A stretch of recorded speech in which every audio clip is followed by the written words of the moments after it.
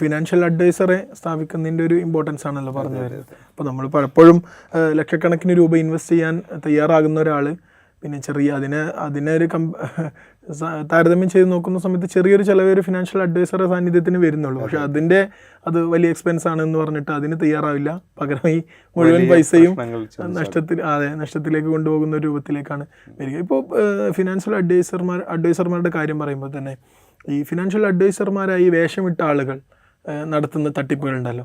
ഇപ്പോൾ നമ്മളിപ്പോൾ നേരത്തെ ഓരോ സ്കീമുകളുടെ പേരിൽ വരുന്ന തട്ടിപ്പുകളാണ് പറഞ്ഞത്. അതല്ലാതെ തന്നെ നമ്മുടെ നാട്ടിൽ സ്ഥിരമായി കാണുന്ന ഇപ്പോൾ MLM അടക്കമുള്ള വേറെ തട്ടിപ്പിൻ്റെ മേഖലകളൊക്കെ ഉണ്ടല്ലോ. അത് സാറിൻ്റെ ഇത്രയും വർഷത്തെ ഈ അനുഭവത്തിൻ്റെ പശ്ചാത്തലത്തിൽ നമ്മൾ കേൾക്കുന്നതൊക്കെ ആയിട്ട് അത് ഏതൊക്കെയാണ് നമ്മൾ ശ്രദ്ധിക്കേണ്ട, നമ്മൾ ചെന്ന് ചാടാൻ പാടില്ലാത്ത തട്ടിപ്പാണെന്ന് ഉറപ്പുള്ള രീതികൾ ഏതൊക്കെയാണ്? നമുക്ക് ചില MLMകൾ പൊതുവേ നമ്മൾ പറയുന്നുണ്ടെങ്കിൽ ചിലതൊക്കെ അതിൽ MLM പറഞ്ഞിട്ടെങ്കിൽ ഗവൺമെൻറ് അംഗീകരിച്ച ഒരു മെത്തേഡാണ്. ചിലതൊക്കെ അതിൽ ശരിയുണ്ടാവാം. പക്ഷേ MLMൻ്റെ പേരിൽ ഈ റീസെൻ്റായിട്ട് നമ്മൾ കണ്ട കുറേ കാര്യങ്ങളുണ്ട്. അതേപോലെ മറ്റ് ഹൈ റിച്ച് ഒരു എക്സാമ്പിളാണ്. അതൊക്കെ തുടങ്ങിയിരിക്കുമ്പോൾ അത് മാർക്കറ്റിൽ ഉണ്ടായിരിക്കെ തന്നെ ഇത് ഇന്നല്ലെങ്കിൽ നാളെ എന്നുള്ള രൂപത്തിൽ പലർക്കും നമുക്ക് അഡ്വൈസ് കൊടുക്കാൻ കഴിഞ്ഞതും ഒക്കെയാണ്.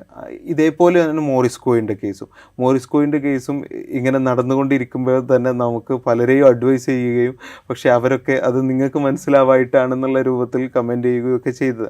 പക്ഷേ ഇതിനൊക്കെ ചില വരമ്പുകളിലെത്തുമ്പോൾ അല്ലെങ്കിൽ ചില പോയിന്റിലെത്തുമ്പോൾ ഇവരൊക്കെ പൊട്ടുന്നതും ഇവരൊക്കെ ഏതെങ്കിലും ട്രാപ്പിലാവുന്നതും അല്ലെങ്കിൽ പിന്നെ പോലീസിൻ്റെ വലയിലാവുന്നതും കാഴ്ചകളാണ് നമ്മൾ കാണുന്നത്.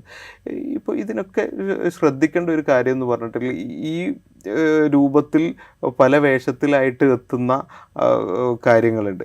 ഇവരൊക്കെ എത്തുമ്പോൾ ഇതിൻ്റെയൊക്കെ ഒരു എങ്ങനെയാണ് ഇതിൻ്റെ റിട്ടേൺ അവർ കൊടുക്കാൻ പ്ലാൻ ചെയ്യുന്നത്, അതൊരു എക്സ്പെക്റ്റേഷൻ അപ്പുറത്ത് അല്ലെങ്കിൽ നോർമൽ മാർക്കറ്റ് പ്രാക്ടീസിന് അപ്പുറത്തേക്കുള്ള റിട്ടേണുകൾ കൊടുക്കുമ്പോൾ, അത് നേരത്തെ നിങ്ങൾ പറഞ്ഞു 24% ഒക്കെ റിട്ടേൺ, അതൊക്കെ അപൂർവം ചില ഇൻഡസ്ട്രിയിൽ മാത്രമേ ആ രൂപത്തിലൊക്കെ റിട്ടേൺ കൊടുക്കാൻ സാധ്യതകളുള്ളൂ. അപ്പോൾ സാധാരണ ട്രേഡിംഗ് ആണ് നടത്തുന്നത് എന്ന പേരിലൊക്കെ അല്ലെങ്കിൽ സാധാരണ ജ്വല്ലറിയാണ് നടത്തുന്നത് എന്ന പേരിലൊക്കെ നടത്തുന്ന സ്ഥാപനങ്ങളിൽ വലിയ റിട്ടേണുകൾ കൊടുക്കുന്നു എന്നത് നാളെ അല്ലെങ്കിൽ മറ്റന്നാളെ ഉള്ള ഇൻവെസ്റ്റ്മെൻ്റ് അടക്കം പോകാനുള്ള സ്കീമായിട്ടാണ് ഞാൻ മനസ്സിലാക്കുക.